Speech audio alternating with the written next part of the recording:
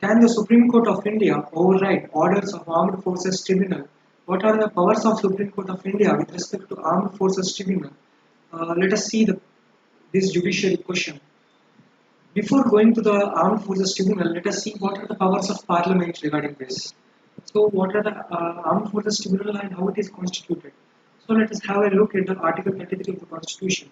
The powers of Parliament to modify the rights conferred by this part in their application to forces. What are these forces? The Parliament may, by law in simple majority, determine to what extent any of the rights conferred by this part means here fundamental rights, Article 12 to Article 36, Article 35, shall, in their application to the members of armed forces charged with the maintenance of public order, persons employed in any bureau or other organization established by the state for the purposes of intelligence or counterintelligence. Example: IB and RAW intelligence bureaus, armed forces maintenance of public order, IB, RAW. These are the forces that come under the Article 33, and also the persons who are employed in the telecommunications systems in dealing with these three forces also comes under this covered under this Article 33.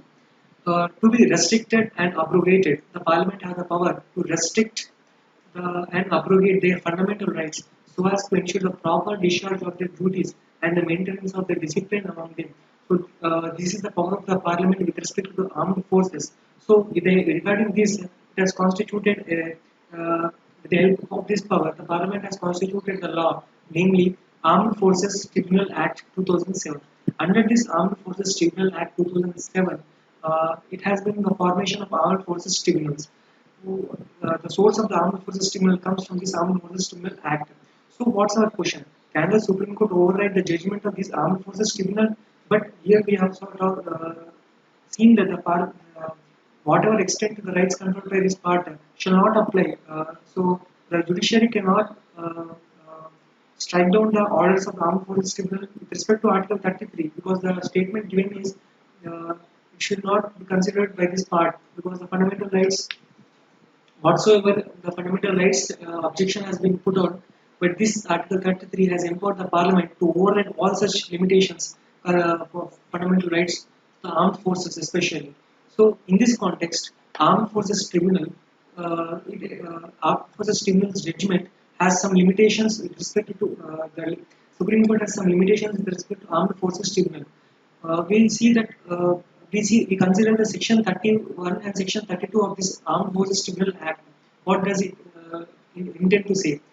Section 31 of the Act provides for an appeal to the Supreme Court of India against any final decision of the tribunal.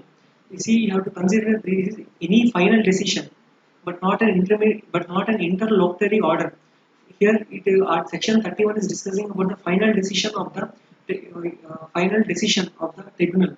An appeal to the Supreme Court is not permissible against the interlocutory order. What is this interlocutory order? An interlocutory order is an order given in an intermediate stage at which does not conclusively decide the issue between the parties, meaning thereby that an appeal can be made to the Supreme Court of India against the final order of the Armed Forces Tribunal. Such an appeal to be preferred within 90 days of the date of the said order. So, interlocutory order is between a temporary order to maintain the status quo between the parties. The tribunal gives an interlocutory order, but that order cannot be challenged in the Supreme Court by an appeal, way of appeal. But the section 31 talks only about the final decision of a tribunal, that is, the final judgment of the tribunal can be challenged, can be made an appeal, can be made to the Supreme Court of India against the final order within the 90 days of the said order. That is the final decision. Let us also check what is section 30 of this act tells us. Section 30 of this act is an appeal to Supreme Court of India is a right. So this is not right, but section 32 of an act gives a right under which conditions then appeal is against the order or a decision of the tribunal in the exercise of his jurisdiction to punish the contempt. That is, contempt of Armed Forces Tribunal is a right that can be challenged against the Supreme Court. Section 32 confers the right so that for what purpose if the Armed Forces Tribunal gave an order regarding the jurisdiction to punish for the contempt of its court, that is for any purpose of contempt of Armed Forces Tribunal, suppose a punishment has been secured to a person So such order or such contempt of court order can be challenged in the Supreme Court. That is a right given by under Section 30, Article 32. But if it is so, it is given a right. So there is no need to leave appeal to the Armed Forces Tribunal or a Supreme Court for such an appeal to have.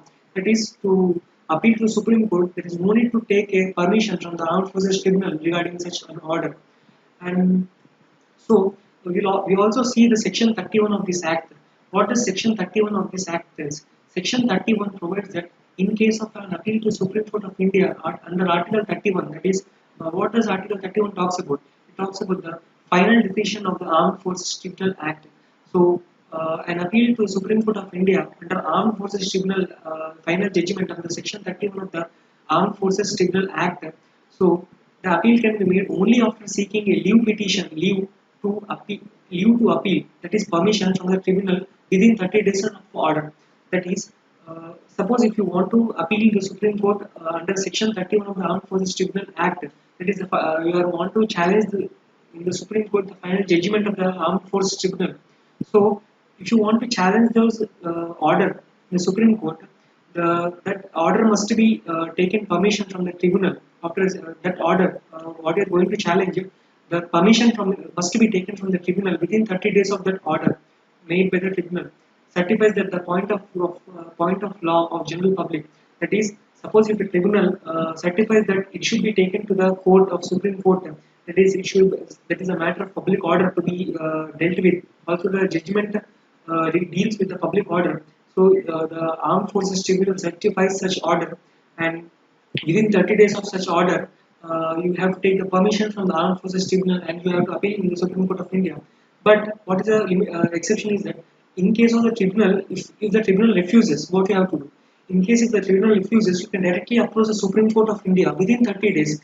Within 30 days of order, what order? That rejection order of your appeal from the tribunal, before the 30 days of that such rejection order, you can appeal to the Supreme Court directly to the Supreme Court. So, what does this sections 31, section 30 clause 2, section 30 clause 1, and section 31 of the Supreme Armed Forces Tribunal Act 2007 tells? So, it all tells that you can make an appeal to the Supreme Court of India. We can make an appeal with respect to the final judgment of the Supreme Court of India, final judgment of the Armed Forces Tribunal to the Supreme Court of India. Also, with respect to the contempt of court order of the Armed Forces Tribunal, also can be challenged in the Supreme Court of India. So easily, so these three clauses, Section 31, Section 32, and Section 31 of the Armed Forces Tribunal Act 2007 clearly tells us that Supreme Court have can take the appeals from the Armed Forces Tribunals. So yes, the Supreme Court can override the order of the Armed Forces Tribunal. But it should be kept in mind that no other appeal can be referred to the Supreme Court apart from the one that has been provided under Section 30 and 31 of the Armed Forces Tribunal Act, as we have already discussed. It gives only the Section Armed Forces Tribunal Act 2007 gives powers to the Supreme Court of India to make an appeal, to take an appeal from the Armed Forces Tribunal. We will also see that what does Article 136 tell? Article 136 of the Constitution of India has expressed the bar regarding the appeal from the Armed Forces Tribunals, which is as follows. Because we have seen here that only under Section 31 and Section 30 and Section 31 of this Armed Forces Tribunal Act, appeal can be made against the Supreme Court. Why not other appeals? Because Article 136 Clause 2 of the Constitution, which is regarding the Supreme Court of India, bars the appeal from the Armed Forces Tribunal.